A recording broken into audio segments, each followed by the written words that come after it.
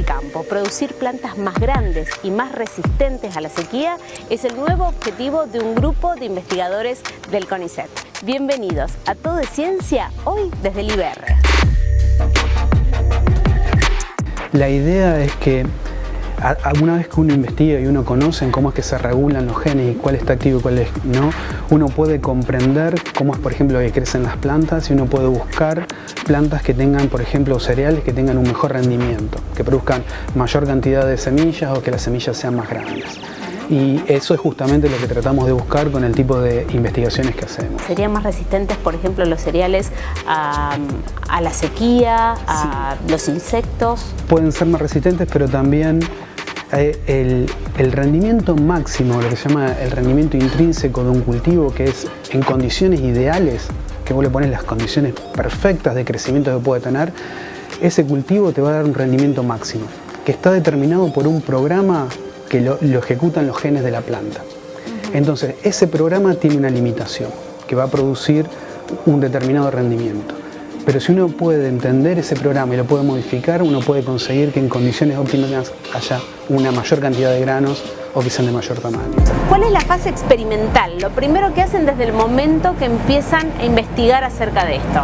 Bueno, lo que hacemos en una primera instancia es transformar plantas con un vector que tiene una secuencia de ADN que es igual a la que tiene la planta, y de esta forma seleccionamos las plantas que tienen incorporado esto, y en general este vector lo que tiene es el mismo gen que está presente en la planta, y lo que hacemos es aumentar la actividad de este gen, o dependiendo de lo que sea, también puede ser disminuir la actividad de distintos genes para ver el efecto en el desarrollo.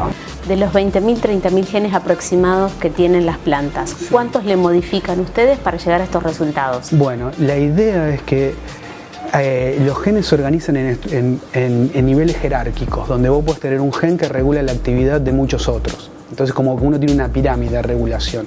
Entonces, si uno identifica esos genes maestros que actúan regulando a otros, entonces pequeñas modificaciones en cómo están activos esos genes, puede hacer una cascada que termine en muchos cambios y en un rendimiento muy diferente. Entonces, a lo mejor haciendo uno o dos o tres cambios adecuados, en los genes adecuados y de la manera justa, es que uno puede conseguir resultados muy importantes. Y en eso es lo que trabajamos. O sea, hace falta mucho estudio para poder entender cuáles son y de qué manera modificarlos para poder conseguir esos efectos.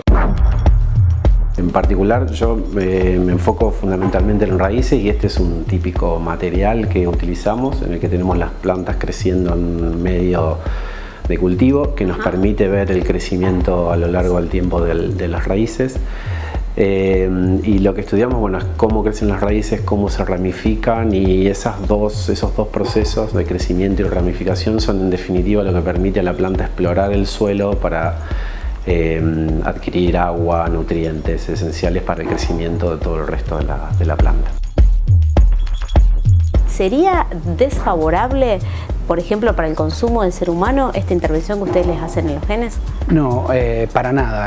El tipo de intervención que uno hace acá son intervenciones similares a las que uno se encuentra en la naturaleza. Uno puede encontrar, por ejemplo, distintas plantas que tienen distintas características y aún siendo de la misma especie. Eso es porque hay ligeras diferencias en nuestro ADN, también en los seres humanos, que hacen que unos sean diferentes de otros.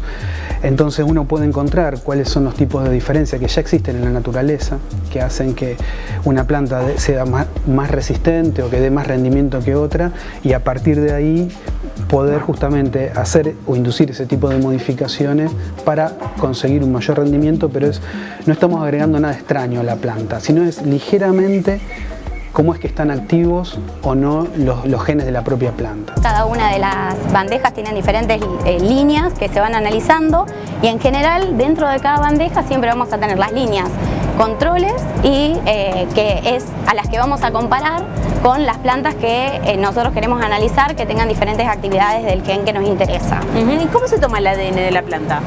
Podemos agarrar cualquier parte del tejido, preferentemente que el que sea más verde y más nuevo, que tiene mayor proliferación, y luego por extracción extraemos el ADN, y de esa forma podemos hacer, por ejemplo, PCR para ver si está el gen que nosotros queremos, y O sea, eso es extracción de genómico. También lo que hacemos es extraer el RNA de la planta y de esta forma también podemos ver si se está expresando más el gen que nosotros queremos que se exprese más para ver el fenotipo en la planta.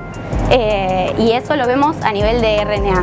Cuando uno desea estudiar algún genotipo particular, simplemente la siembra y esos puntitos que ven ahí son el crecimiento de la raíz a distintos días y después hacia arriba se ven las raíces laterales, que son las ramificaciones que la raíz extiende para explorar el suelo. Este es el inicio del trabajo, luego a partir de acá venimos a algunos de los microscopios que hay acá en esta sala de microscopía del IBR para analizar a nivel celular cómo se da el crecimiento, cómo se producen las células, cómo esas células crecen. Y muchas veces vamos a uno de los microscopios más complejos que tenemos acá en el instituto, que es el microscopio confocal, que nos permite sacar unas imágenes de una resolución muy buena y de esa manera analizar todos los parámetros de crecimiento. ¿Cuál sería la diferencia, Javier, entre esta modificación que ustedes le hacen y los cultivos transgénicos? En un cultivo transgénico lo que se hace es se inserta un nuevo gen. Eso es lo que tenés en un organismo transgénico. O sea, vos podés tomar una parte de ADN que tiene un gen y eso lo insertás en el ADN de la planta. En este tipo de cambios no, en este tipo de cambios está en el propio ADN de la planta, donde a lo mejor cambia una letra de su código de ADN por otra, pero no se refiere a la inserción de un gen. Y la idea es que una vez que uno tiene un hallazgo o una modificación que puede contribuir y puede llegar a una mejora en el rendimiento de un cultivo, nosotros los probamos en otras especies. Generalmente ahora estamos usando trigo como especie de interés agronómico, pero puede aplicarse a muchos otros, y la idea es que ahí hacemos colaboraciones o transferencia de la tecnología a empresas y seguimos trabajando en colaboración con ellos para ver si esto realmente puede ser aplicado en algo que llegue al mercado. Si se mantienen los resultados positivos, se podrían reemplazar los cultivos transgénicos por esta nueva técnica. Gracias por acompañarnos, nos reencontramos la semana próxima con más Todo Ciencia.